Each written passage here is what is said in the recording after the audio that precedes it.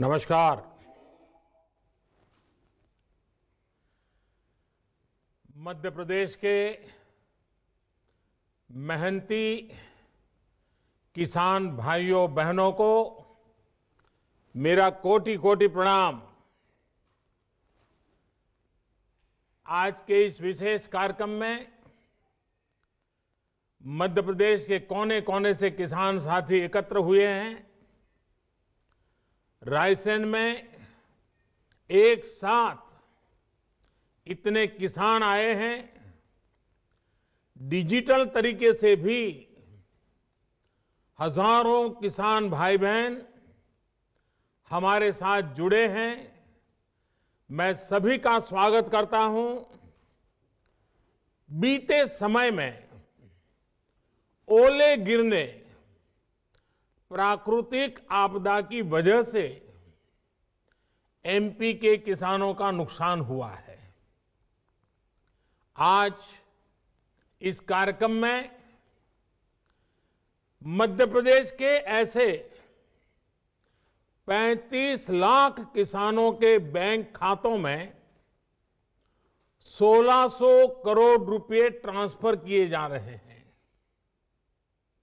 कोई बिचौलिया नहीं, कोई कमीशन नहीं, कोई कट नहीं, कोई कटकी नहीं, सीधे किसानों के बैंक खातों में मदद पहुंच रही है।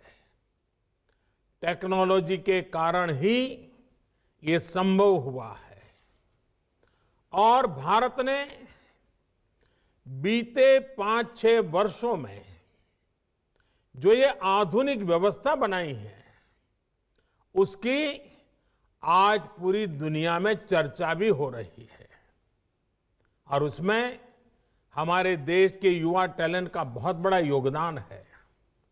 साथियों, आज यहां इस कार्यक्रम में भी कई किसानों को किसान क्रेडिट कार्ड सौंपे गए हैं। पहले किसान क्रेडिट कार्ड हर कोई किसान को नहीं मिलता था। हमारी सरकार ने किसान क्रेडिट कार्ड की सुविधा देश के हर किसान के लिए उपलब्ध कराने के लिए हमने नियमों में भी बदलाव किया है। अब किसानों को खेती से जुड़े कामों के लिए आसानी से आवश्यक पूंजी मिल रही है। इसमें उन्हें दूसरों से ज्यादा ब्याज पर कर्ज लेने की मजबूरी से भी मुक्ति मिली है। साथियों, आज इस कार्यक्रम में भंडारण, कोल्ड स्टोरेज यानी वेयर हाउसिंग, कोल्ड स्टोरेज, इससे जुड़े इंफ्रास्ट्रक्चर और अन्य सुविधाओं का लोकार्पण और शिलान्यास भी हुआ है। ये बात सही है कि किसान कितनी भी मेहनत कर ले, लेकिन फल, सब्जियां, अनाज, उसका अगर सही भंडारण न हो, सही तरीके से न हो, तो उसका बहुत बड़ा नुकसान होता है। और ये नुकसान सिर्फ किसान का ही नहीं, ये नुकसान पूरे हिंदुस्तान का होता है।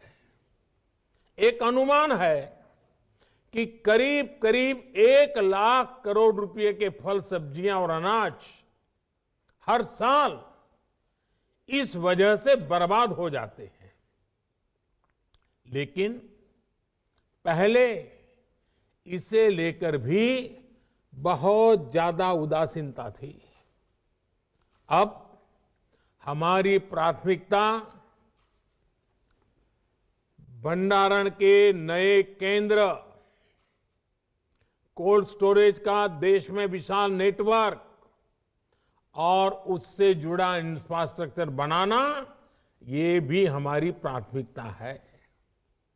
मैं देश के व्यापारी जगत को, उद्योग जगत से भी आग्रह करूंगा कि भंडारण की आधुनिक व्यवस्थाएं बनाने में, कोल्ड स्टोरेज बनाने में, फूड प्रोसेसिंग के नए उपक्रम लगाने में हमारे देश के उद्योग और व्यापार जगत के लोगों ने भी आगे आना चाहिए। सारा काम किसानों के सर पे मढ़ देना, ये कितना उचित है? हो सकता है आपकी कमाई थोड़ी कम होगी, लेकिन देश के किसान का, देश के गरीब का, देश के गांव का भला होगा। साथियों, भारत की कृषि, भारत का किसान अब और पिछड़ेपन में नहीं रह सकता। दुनिया के बड़े बड़े देशों के किसानों को जो आधुनिक सुविधा उपलब्ध है, वो सुविधा भारत के भी किसानों को मिले, इसमें अब और देर नहीं की जा सकती। समय हमारा इंतजार नहीं कर सकता। तेजी से बदलते हुए वैश्विक परिदृश्य में भारत का किसान सुविधाओं के अभाव में, आधुनिक तौर तरीकों के अभाव में असहाय होता जाए, ये स्थिति स्वीकार नहीं की जा सकती। पहले ही बहुत देर हो चुकी है। जो काम 25-30 साल पहले हो जाने चाहिए थे, वो आज करने की नौबत आई है। पिछले 6 साल में हमारी सरकार ने किसानों की एक एक जरूरत को ध्यान में रखते हुए अनेक महत्वपूर्ण कदम उठाए हैं।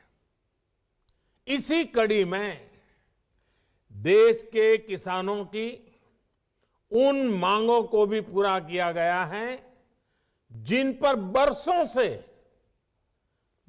से सिर्फ और सिर्फ मंथन चल रहा था। बीते कई दिनों से देश में किसानों के लिए जो नए कानून बने, आजकल उसकी चर्चा बहुत है। एक कृषि सुधार, ये कानून रातों रात नहीं आए हैं। पिछले 20-22 साल से इस देश की हर सरकार ने, राज्यों की सरकार ने इस पर व्यापक चर्चा की है। कम अधिक सभी संगठनों ने इन पर विमर्श किया है। देश के किसानों के संगठन, कृषि एक्सपर्ट्स, कृषि अर्थशास्त्री, कृषि वैज्ञानिक, हमारे यहां के प्रोग्रेसिव किसान भी लगातार कृषि क्षेत्र में सुधार की मांग करते आए हैं। सचमुच में तो देश के किसानों को उन लोगों से जवाब मांगना चाहिए जो पहले अपने घोषणा पत्र में इन सुधार करने की बात लिखते थे, वकालत करते थे